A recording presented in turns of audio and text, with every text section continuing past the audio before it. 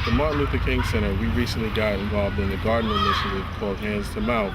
The idea of food and access to good food is also a broader question of access and communities, and that we don't want there to be any discrepancies in people being able to take good care of themselves. And then finally, just to really bring a lot of people together who might not normally come together in a really positive spirit and positive energy. The project is very innovative in the sense that it's going to involve the community and especially the young people of the community. Dan is a landscape architect and incredibly talented, helped put together the Piermont Garden and other gardens, and he put together the plans. So here's the plan for the garden that's proposed right along the side of the building. This is the school. This is the picnic lawn. We're going to deliver the soil right up here in the corner of the parking lot, and people will wheel it into the beds. But first we're going to build the beds over here, build the frames, the wooden frames, and they'll be set by our different volunteer teams. We'll put them in place. There's 8 different beds. They're all the same. So they'll be set along the building and along the fence, with leaving the path down the middle. And the whole thing then will be filled with soil. People will fill wheelbarrows and wheel them down and fill up all these beds, and other people will rake the soil out in them. So then this will be things that really need a little more sun than there is over here. There's not tons of sun, and tomatoes and certain things will need more. So we'll put them over there. Here comes the sun, here comes the sun, and I say it's alright. I brought you guys a pumpkin plant. There's a pumpkin plant. And some zucchini. Hi. Hi, how are you? Some zucchini plants. What about sweet potato? I got a lot of plants in Dan's car. I just haven't put them out yet. What stood out in the whole experience here was the kids' excitement, and they're wanting to plant, and they're, my turn, and you had to keep saying, no, you have to wait till this person has planted their plant. But they were very, very tender, very careful with the plants. Hello, girls. Is this the planting squad? This is the strawberry patch. Oh, this is the strawberry patch. It's a good cleaning. They had a lot of fun. They were asking a lot of questions. They were very inquisitive and learning lots of things. I asked a bunch of them what they learned at the end of the day, and they were able to rattle off 3 or 4 things about flowers, about vegetables. They learned that dirt was actually manure, which was a lot of fun. Here we go. We're starting to take shape. Yeah. So here's our plan, as you remember from Monday. We're not going to have a center table, and because we couldn't get the tree down in time with the rain, we've moved everything in a little bit, so the center area is a little smaller, but we'll get all 8 in. They're just constructing the last one.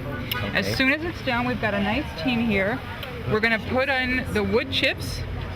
We're going to have them shoveling and putting in the wood chips here, filling in the walkways first, and then once that's done, we're then going to start filling the boxes in with topsoil, and then mixing in cow manure, fertilizer, and then organic fertilizer here on the side, and then we'll start planting. Oh, super. Bill Darden, Well, thank you. Vice Chairman of the Rockland County Legislature, who was really the first person on board, really early, really supportive.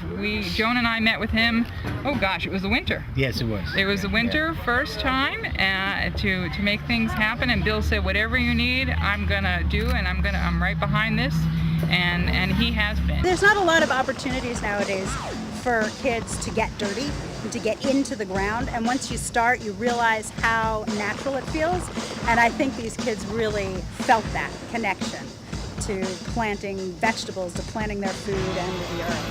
Once you dig in,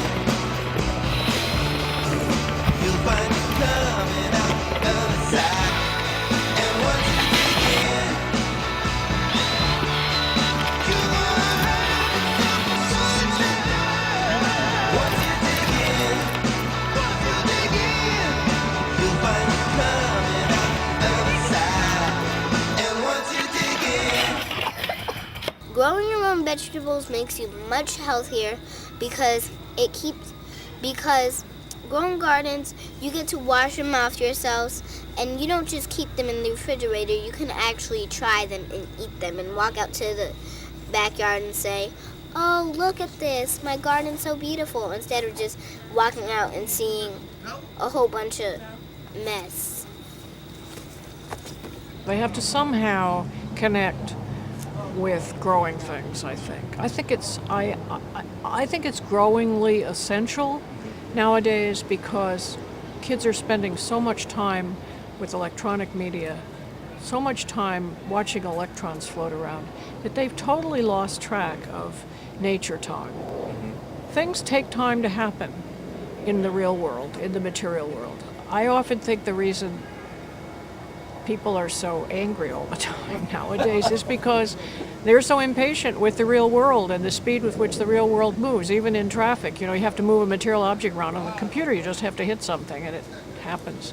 We have some disturbing new developments to tell you about now in the pet food scare. This morning we have an update on the contaminated pet food blamed for sickening thousands of dogs and cats. A major pet food recall getting even bigger. Why now? Why all of a sudden? I actually think food safety was a huge piece of it. I think people got really scared when that stuff came out about Chinese dog food. Why they worried more about dog food than their own food, I really do not know, but they do. You know, we had all these beef scares and tomato scares and scallion scares, and it was dog food that finally got their attention. You know, after the huge pet food recall, it taught us that when it comes to food, what you don't know about your pet's food could hurt your pet. And I think it's partly because you can look at produce and, you know, like sitting out there on the salad bar, and you can say, oh, I can see how that got contaminated. But when something's in a can, you somehow think it's been sterilized. And then when you discover that you don't even know what's sterilized, what's in it, I just think people got a lot unsettled. I think the garden initiative is very important for young people of the community on several levels, but most importantly because it's an educational opportunity. Does it come from the grocery store? No.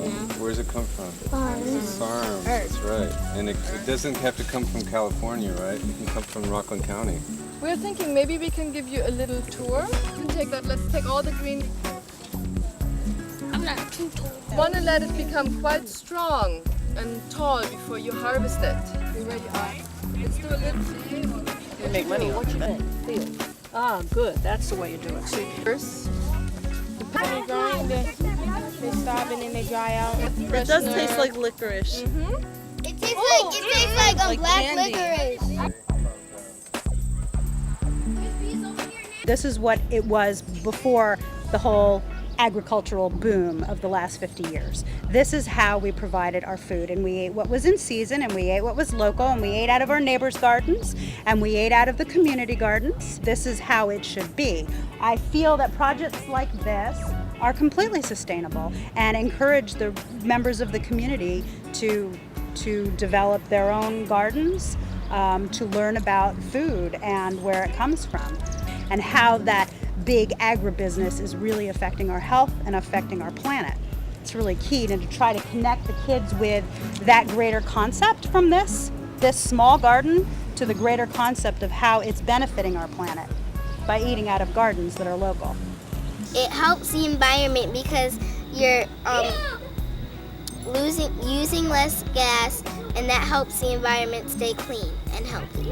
There's no pesticides in your own garden, and I could eat them and I could be healthy. Growing my own vegetables will help me when I get older to be healthy. I actually worked in the garden and it changed my eating habits. I now eat more vegetables and enjoy eating fruits.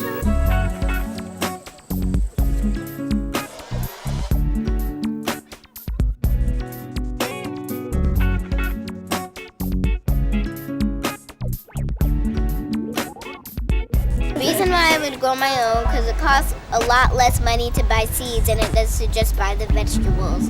And it would be fun too because I can invite like some of my friends over to help me plant the garden if it's a big one.